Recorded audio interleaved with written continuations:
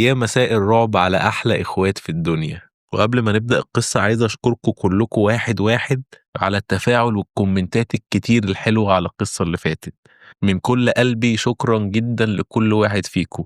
وعايز أطلب منكم طلب صغير جدا، يا ريت كلكم تشرفوني في جروب المناقشات اللي هسيب اللينك بتاعه في الوصف وفي التعليق المثبت. الجروب ده هنتكلم فيه كلنا، ولو أي حد فيكم عنده قصة رعب حصلت له وعايز نحكيها يبعتها لي هناك على طول. ويلا بينا نبدأ القصة. أنا محمد، طالب جامعي عندي 19 سنة، واللي هحكيه ده حصل لي فعلا، بس ما حصليش لوحدي، حصل لي أنا وأخويا وأمي. الموضوع بدأ من حوالي أسبوع. كنت قاعد حوالي الساعة 9 بالليل بذاكر في أوضتي، وأمي بتعمل لنا العشاء لحد ما أحمد أخويا يرجع من تحت. الجو اليوم ده كان هادي جدا، وأنا قاعد بذاكر سمعت صوت شخشخة مفاتيح في باب الشقة بتاعنا. والصوت ده أنا عارفه كويس، ده صوت مفاتيح أحمد أخويا. وقتها استنيت الباب يتفتح بس ما اتفتحش. عدى دقيقة دقيقتين، باب الشقة ما اتفتحش. رحت قايم بسرعة أبص على الصالة، لقيت الصالة ضلمة وما فيهاش أي حد. فقلت لنفسي وقتها أكيد أنا بيتهيألي أو ده صوت مفاتيح جارنا ولا حاجة. رجعت تاني عشان أدخل أوضتي، بس وأنا ماشي في الطرقة سمعت تاني نفس صوت المفاتيح، بس المرة دي كان جاي من الصالة، من جوه الشقة مش من بره. لفيت وبصيت بسرعة في الصالة بس برضه ما لقيتش أي حد. رحت رايح لأمي المطبخ وسألتها: ماما هو أحمد جه؟ قالت لي لأ يا حبيبي، هو لسه قافل معايا دلوقتي وبيقول لي إن هو في أول الشارع وجاي. ساعتها أنا قلت لنفسي هو أنا شكلي اتجننت ولا بيتهيألي حاجات ولا في إيه؟ رحت راجع أوضتي أكمل مذاكرة عقبال لما أحمد يجي. بس قبل ما أدخل أوضتي لفت نظري إن باب أوضة أحمد مفتوح، مع إن أحمد على طول بيقفل أوضته بالمفتاح طول ما هو مش موجود. مديت إيدي بسرعة عشان أقفله، عشان أنا عارفه لو هو جه ولقاه مفتوح هيقعد يزعق ويقول لي انت دخلت اوضتي ومش عارف واخدت ايه والكلام بتاع الاخوات ده. وانا بمد ايدي عشان اقفله سمعت صوت زي صوت نحنحة جاي من جوه الأوضة، كأن في حد جوه الأوضة. أنا أول ما سمعت الصوت ده جسمي كله أشعر، وقلت بسرعة: أحمد أنت في الأوضة؟ بس ما لقيتش أي حد بيرد عليا. فتحت الباب ونورت النور ودخلت. الأوضة كانت فاضية ومفيش أي حد جوه. في الوقت ده كلمة مرعوب دي كانت كلمة قليلة على اللي أنا كنت فيه.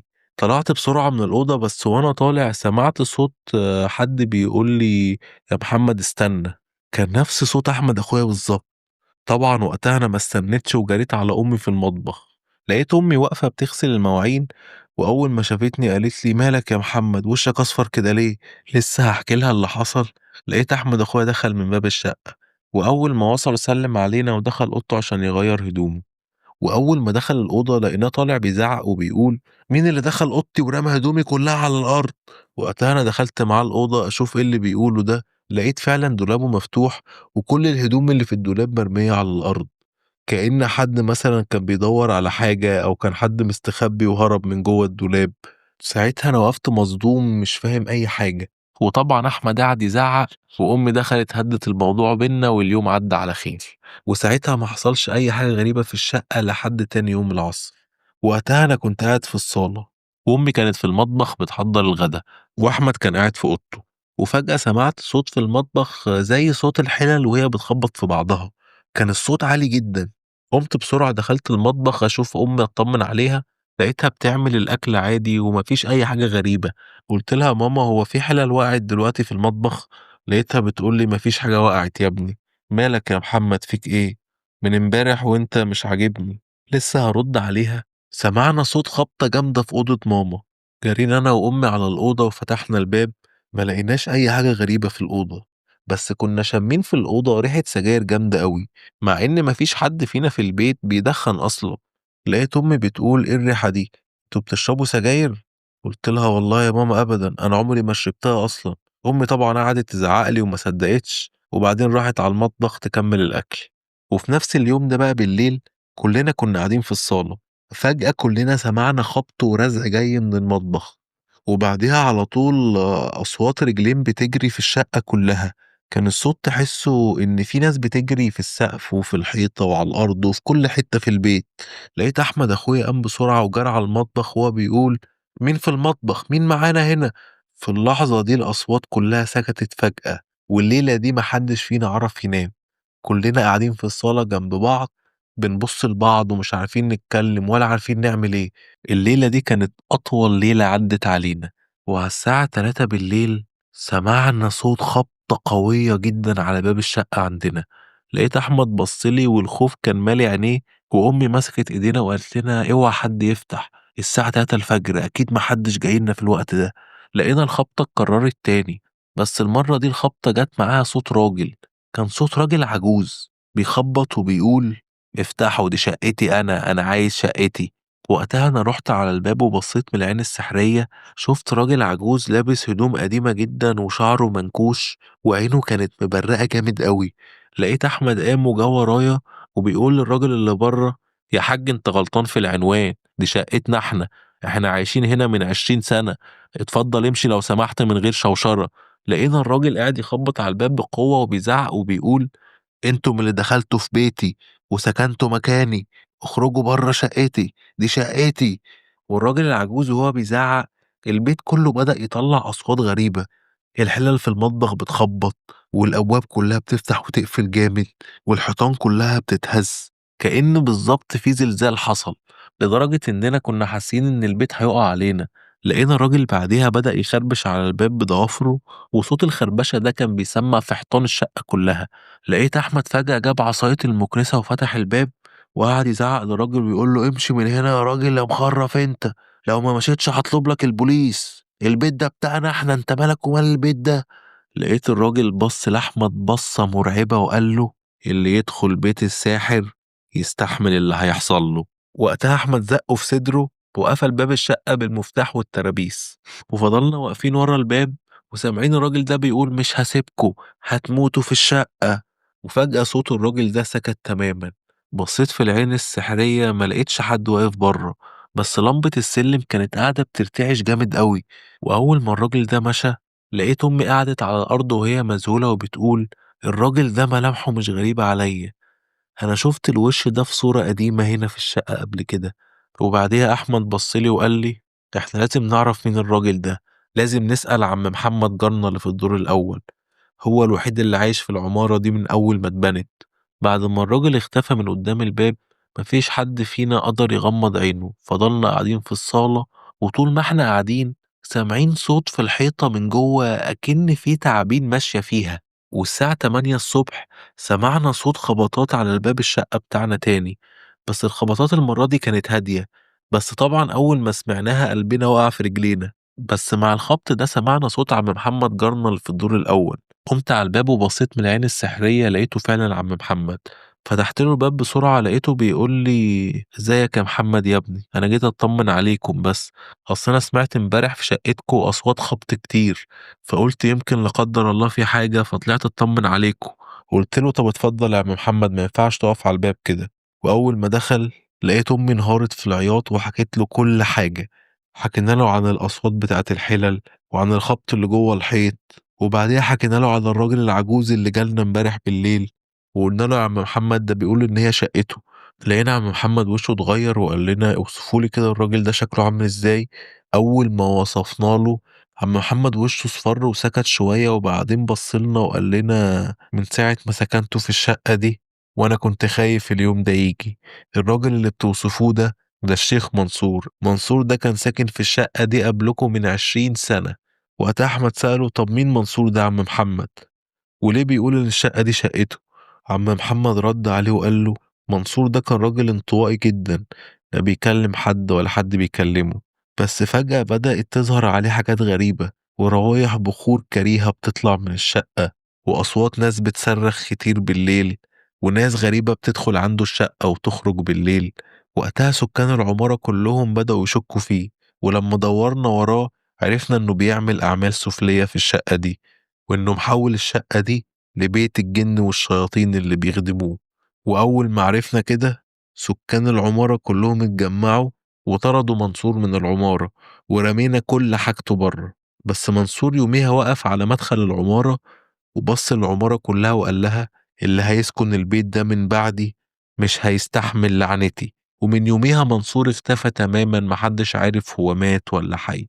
وساعتها انا قلت لعم محمد طب ايه اللي جابه دلوقتي يا عم محمد، وليه الاصوات دي ظهرت دلوقتي، احنا ساكنين في البيت ده من زمان قوي ومفيش اي حاجة حصلت. لقيت عم محمد بيبص لي وبيقول لي منصور ده يا ابني ما كانش ساحر عادي، بقول لك يا ابني ده بيعمل سحر سفلي، وكان بيدفن أعماله دي جوه الحيطان بتاعت الشقة نفسها.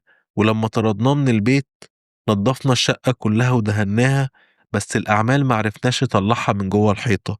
والظاهر إن الأعمال اللي هو عملها دي بدأت تفك دلوقتي. وقتها أمي قالت لعم محمد: طب والحل إيه؟ إحنا ما ينفعش نسيب البيت ده، ما عندناش مكان تاني نروحه.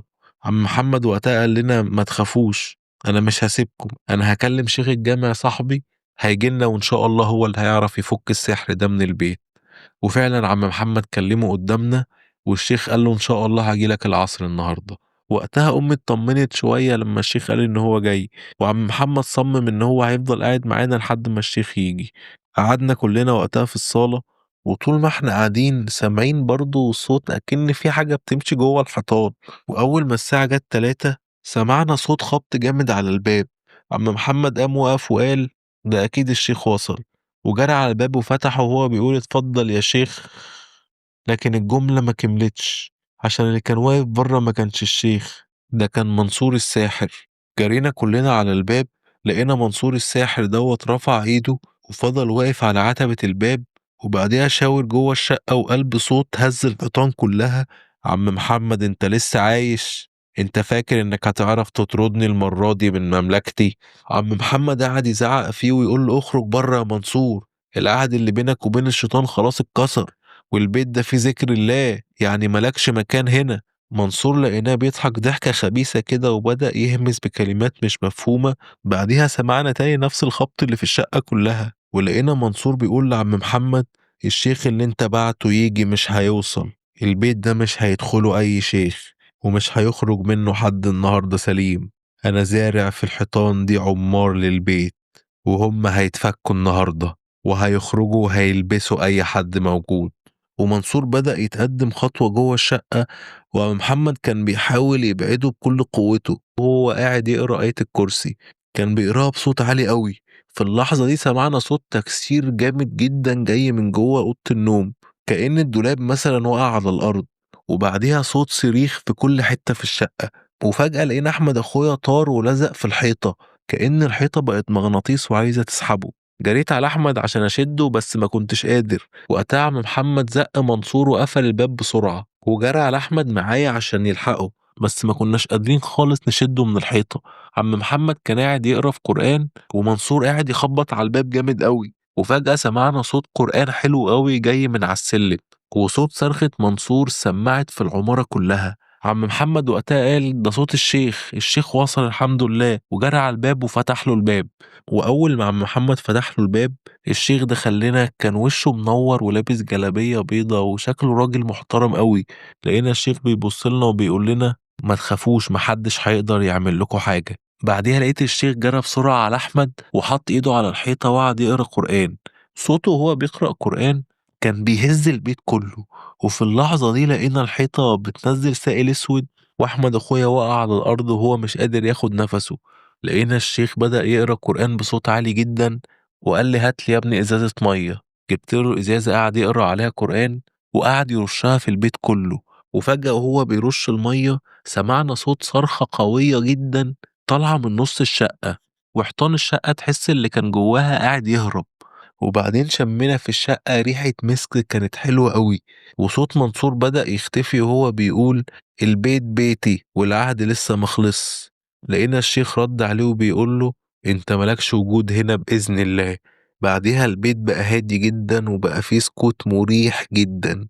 بعدها الشيخ قعد معانا وقال لنا: منصور ده ميت من سنين، بس اللي شفتوه ده كان قرينه، والحمد لله احنا حرقناهم كلهم بإذن الله، وطهرنا المكان كله. بس لازم تنضفوا الشقة دي وتدهنوها كلها، وتفتحوا شبابيكها كل يوم، وتشغلوا القرآن الكريم 40 ليلة متواصلة. وقتها احنا بصينا لبعض بذهول مش طبيعي، واحمد كان لسه مصدوم وبيرتعش من اللي حصل له.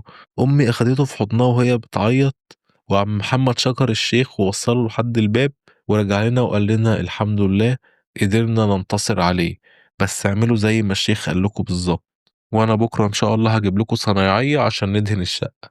وفعلا تاني يوم بدأنا ندهن الشقة، والنهاردة عدى سنة على اللي حصل ده، والشقة رجعت زي زمان، دوشة وضحك وخناقات بيني وبين أخويا. بس عشان أكون أمين معاكم لحد النهاردة لما الدنيا بتهدى بالليل ساعات بسمع صوت شخشخة مفاتيح بعيدة جدا، بس المرة دي ببص لأحمد وبضحك وبقوله الحمد لله احنا خلاص كسبنا المعركة بأمر الله، والبيت ده بقى بتاعنا لوحدنا. وبكده تكون خلصت قصتنا يا أصدقائي، ولو عجبتكم القصة ما تنسوش اللايك والاشتراك والشير وتفعلوا الجرس وتقولوا لي رأيكم في الكومنتات. أستودعكم الله يا أصدقائي. سلام.